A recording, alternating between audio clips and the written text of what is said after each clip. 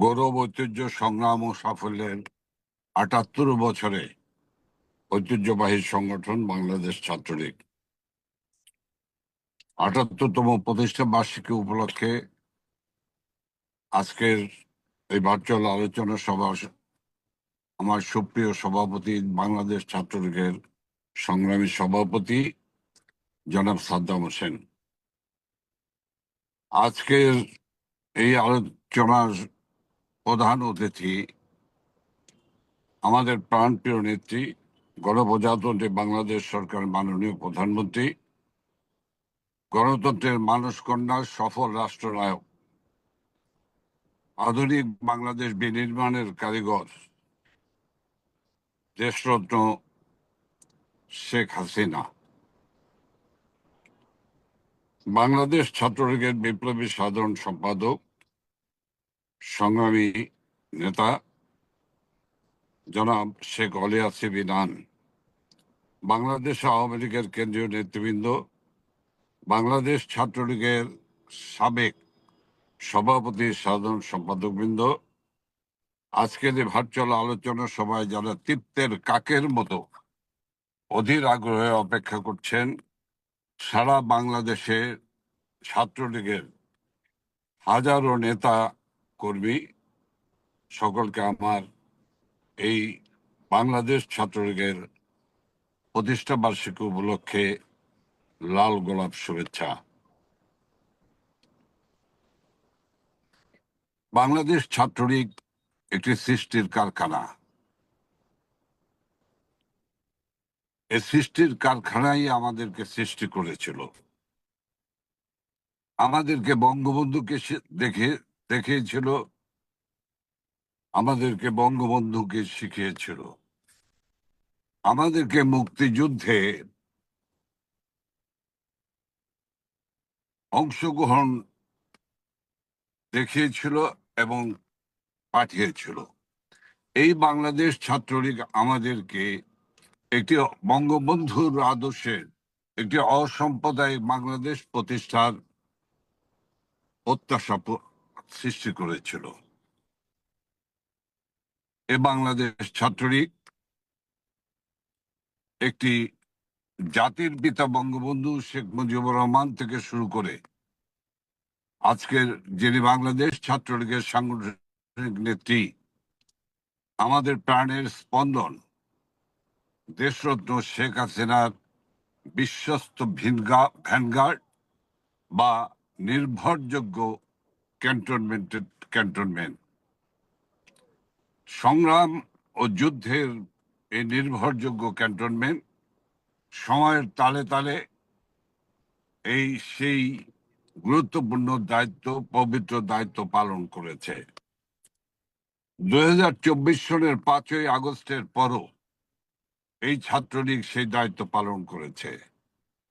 আমি দুটি কথা বলে শুরু করার সময় আমি আমার গভীর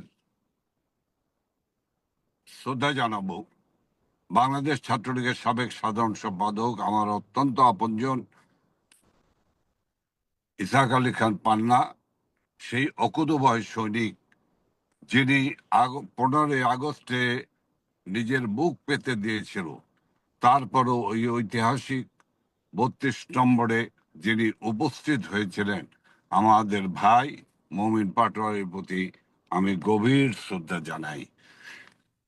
এবং হাজারো ছাত্রলীগের নেতা কর্মী যারা আত্মবলিদান দিয়েছেন, তাদের প্রতি আমি শ্রদ্ধা জানাই। আজকের এই দিনে আমি বক্তব্য বাড়াবো না, আমি শুধু বলবো বাংলাদেশ ছাত্রলীগ যে ঐতিহাসিক ভূমিকা পালন করেছে, 5ই আগস্ট 24-এর পর থেকে বাংলাদেশ ছাত্রলীগের কেন্দ্রীয় বহু নেতা সারা দেশের অসংখ্য নেতা কর্মী আজ কারাগারের অন্ধপ্রকোষ্ঠে রয়েছেন। তারপরও এই ঐতিহ্যবাহী সংগঠন দমে যায়নি, দমে যাবার নয়, লড়াই চালিয়ে যাচ্ছে, সংগ্রাম চালিয়ে যাচ্ছে। সেই কারণে আমার পক্ষ থেকে আমি আজকের যারা সাদ্দাম, ইনান, যারা নেতৃত্ব দিচ্ছেন, তাদের মাধ্যমে সারা বাংলাদেশের ছাত্রলীগকে আমি স্যালুট জানাই। সহযোদ্ধা ভাই এবং বন্ধুগণ, নেত্রী, আমাদের প্রাণের নেত্রী প্রধানমন্ত্রী শেখ হাসিনা এখানে উপস্থিত রয়েছেন। আধুনিক বাংলাদেশের কারিগর, দারিদ্রতা দূর করে বাংলাদেশকে একটি উন্নয়নশীল দেশে পরিণত করেছিলেন। আমি মেগা প্রকল্পের উন্নয়নের কথাই শুধু বলবো না, এটাই শুধু উন্নয়ন নয়। যে উন্নয়ন গ্রামীণ অবকাঠামোর উন্নয়ন, যে উন্নয়ন দারিদ্র মানুষের ভাগ্য পরিবর্তনে উন্নয়ন হয়েছে, যে উন্নয়ন হয়েছে নারী সমাজের, যে উন্নয়ন হয়েছে শিক্ষাক্ষেত্রে, সব আজকে ধ্বংসের লীলাভূমিতে পরিণত করেছে এই ফ্যাসিস্ট খুনি ইউনূস জঙ্গি বাহিনী নিয়ে লুটপাট চালানোর জন্য ক্ষমতা দখল করে একটি নির্বাচিত সরকারকে উৎখাত করে অস্ত্রের জোরে রক্তপাত ঘটিয়ে যে ক্ষমতা দখল করে আমাদের প্রিয় মাতৃভূমি, আমাদের প্রাণের নেত্রী বঙ্গবন্ধু কন্যা শেখ হাসিনার স্বপ্নের বাংলাদেশ, সেই স্বপ্নের বাংলাদেশকে আজ বিরান ভূমিতে পরিণত করেছে। এটি ছিল একটি আদর্শিক যুদ্ধ, ৭১-এর পরাজয়ের প্রতিশোধের যুদ্ধ। ৭১-এ যারা পরাজিত হয়েছিল, সেই পরাজিত শক্তি ৭৫-এর ১৫ আগস্ট ঘটিয়েছে। জাতীয় আন্তর্জাতিক চক্রান্ত, এই জাতীয় আন্তর্জাতিক চক্রান্তই ছিল জাতির পিতা বঙ্গবন্ধু শেখ মুজিব, আমাদের মহিষী নারী বেগম ফজলুন্নেসা মুজিব, ছাত্রলীগের নেতা বীর মুক্তিযোদ্ধা ক্যাপ্টেন শেখ কামাল, বীর মুক্তিযোদ্ধা লেফটেন্যান্ট শেখ জামাল, আমাদের প্রাণের ভাই শেখ রাসেল সহ হত্যা করে একটি নির্বাচিত সরকারকে উৎখাত করে সেদিন খুনি জিয়া, মোস্তাক, ডালিম, শাহরিয়ার নূরেরা ক্ষমতা দখল করেছিলেন। আমাদের নেত্রী শেখ হাসিনা আওয়ামী লীগের দায়িত্ব গ্রহণের পর বাংলাদেশে মৃত্যুকে আলিঙ্গন করে তার দুটি সন্তান সজীব অজেদ, জয় সাইমা অজেদ পুতুল সেদিন ছোট্ট ছিল, তাদেরকে মাতৃস্নেহ থেকে বঞ্চিত করে এই জননী জন্মভূমিতে ফিরে আসেন। তিনি এই দেশে গ্রামান্তর সারা বাংলাদেশ চষে বেরিয়ে দলকে সংঘবদ্ধ করেছিলেন, ঐক্যবদ্ধ করেছিলেন, সুসংগঠিত করেছিলেন, আর সারা বাংলাদেশের মানুষকে নিয়ে এক জাগরণ এবং জাতীয় জাগরণ সৃষ্টি করেছিলেন। যে কারণে বাংলার মানুষ শতভাগ সমর্থন জানিয়ে প্রাণের নেত্রী বঙ্গবন্ধু কন্যা শেখ হাসিনাকে রাষ্ট্র পরিচালনার দায়িত্ব দিয়েছিলেন। সেই থেকেই ষড়যন্ত্র শুরু হয়েছে। ২১ বার হত্যা করার চেষ্টা করেছে। ২১ বার হত্যা চেষ্টা করে সফল হয়নি। আমাদের মনে রাখতে হবে, বঙ্গবন্ধু মুজিবকে যখন ভোটের মাধ্যমে ভোটের মাধ্যমে ক্ষমতাচ্যুত করা যাবে না, এ বিষয়টি যখন বুঝতে পেরেছে, তখনই তার শারীরিক মৃত্যু ঘটানোর জন্য জাতীয় এবং আন্তর্জাতিক ষড়যন্ত্র হয়েছে। আবার ২০২৪ সনের নির্বাচনের পরে যখন বুঝতে পেরেছে যে জনগণের নেত্রী শেখ হাসিনাকে ভোটের মাধ্যমে ক্ষমতাচ্যুত করা যাবে না, তখনই তারা সিদ্ধান্ত নিয়েছে তাকে হত্যা করে ক্ষমতাচ্যুত করতে হবে। সেদিন আল্লাহ তাআলা রাব্বুল আলামিন আমাদের প্রাণের নেত্রী প্রধানমন্ত্রী বঙ্গবন্ধু কন্যা শেখ হাসিনাকে সেদিন রক্ষা করেছিলেন। গণভবনে অবস্থানরত বঙ্গবন্ধুর আদরের ছোট মেয়ে শেখ রেহানা অল্পের জন্য সেদিন রক্ষা পেয়েছিলেন।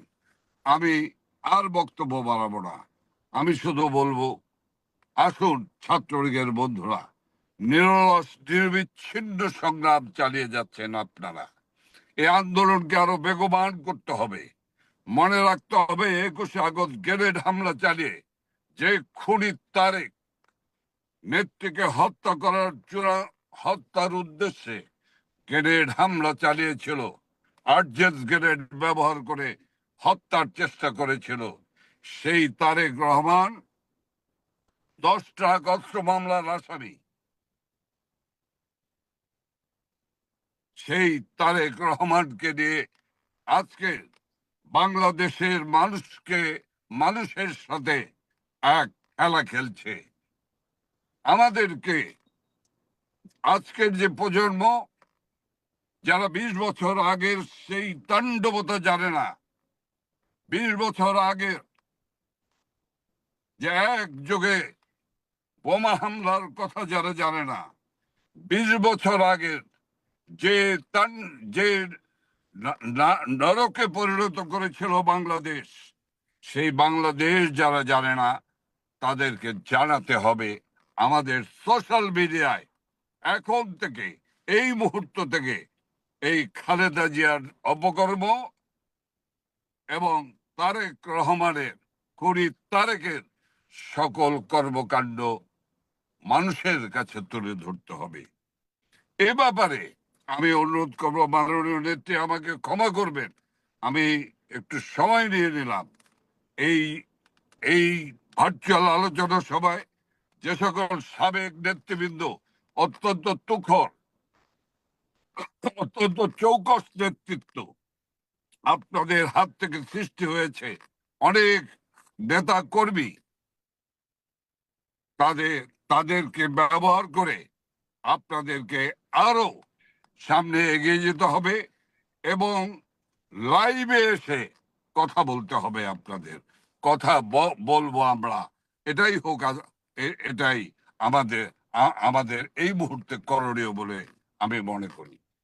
আমাদের সংগ্রাম আন্দোলন চলছে, মনে রাখতে হবে এই সকল অপশক্তি ঐক্যবদ্ধ হয়েছে। এই ঐক্যবদ্ধ হয়ে তথাকথিত একটি নির্বাচন খেলা এই খনি নিউজ খেলছে। এই নির্বাচনকে সামনে রেখে আমাদের নেত্রী মাননীয় প্রধানমন্ত্রী শেখ হাসিনা নির্বাচন সম্পর্কে বলেছেন এবং আজকের ওনার বক্তৃতাও বলবেন। আমরা নির্বাচনের বিরোধিতা নয়, এই দেশে 13 বার নির্বাচন হয়েছে, এই ভূমিতে 13 বার নির্বাচন হয়েছে, 9 বারই আওয়ামী লীগ নির্বাচনে অংশগ্রহণ করেছে এবং জয়লাভ করেছে। কাজে নির্বাচন আমার অধিকার। এই 48% মানুষকে বাদ দিয়ে কোন নির্বাচন হতে পারে না, সে নির্বাচন গ্রহণযোগ্য হতে পারে না। আমাদেরকে এগিয়ে যেতে হবে।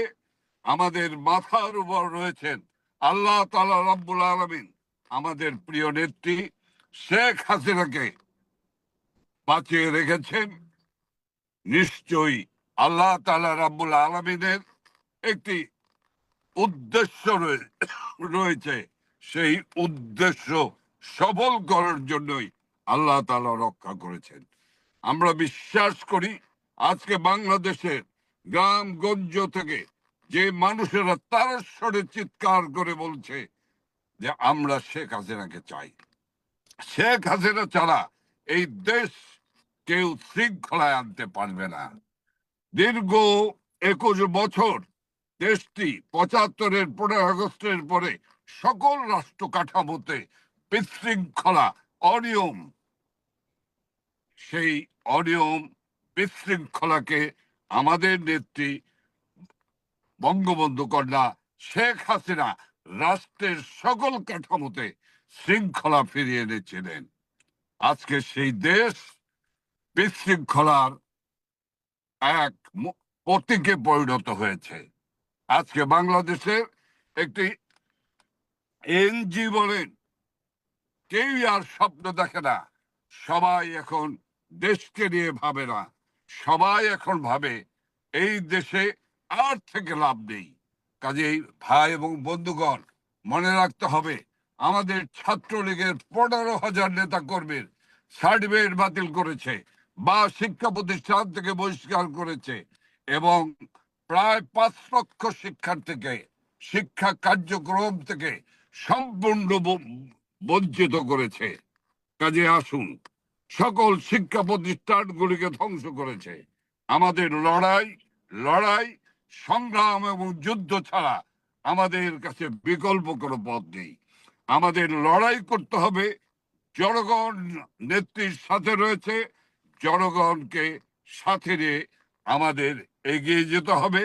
আমাদের জয়লাভকে সুনিশ্চিত করে এই কুলাঙ্গার খুনি ইউনূসকে এই দেশে এই ক্ষমতা থেকে বিতাড়িত করতে হবে, অথবা আত্মসমর্পণে বাধ্য করতে হবে।